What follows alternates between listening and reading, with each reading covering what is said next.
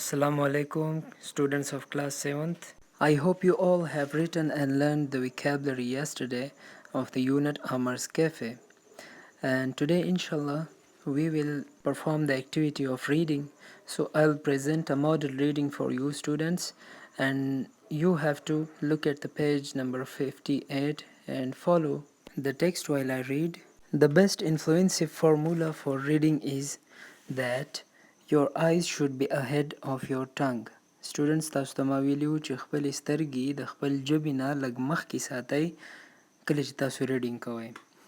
نو ستاسو ژبه چې کم ځای ته راورسي، ستاسو آیز په مایند دونه کیپیبل دی چې آیز تاسو یو دوه درې ورډز مخې ته ځان ته کمپریهنډ کړي، جوړ کړي، نو ستاسو بیا په ریډینګ کې انخلی نه. This is a short story with an unfortunate kick in the tail. You might like to try making up your own ending for it. The plot of land stood adjacent to the park. Nobody had thought of developing the site because everyone had assumed it was part of the park. A building had once stood on the plot, but now there was only a heap of rubble. 3 or 4 walls still remained, outlining where rooms had once been, but it would only be a matter of time before these to crumble and join the large heaps of debris on the ground.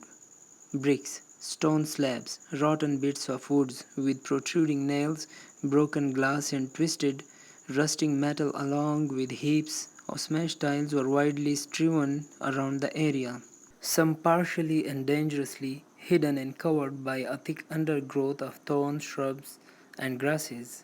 A large mulberry tree stood in what was at one time the front garden of the house, but this too had now been swallowed up and enveloped by creepers, shrouding it and stifling its growth. The overripe mulberries, unpicked and untasted save by the birds, had fallen and rotten on the ground, blotching innumerable surfaces with dried red smears. There was a time when the boys of the neighborhood had climbed the branches of the mulberry and delighted in picking and savoring the sour fruit. But now no one ventured on to this uncared for site. What once had been a flourishing house and garden, pulsating with life and laughter, now stood empty, desolate and forgotten.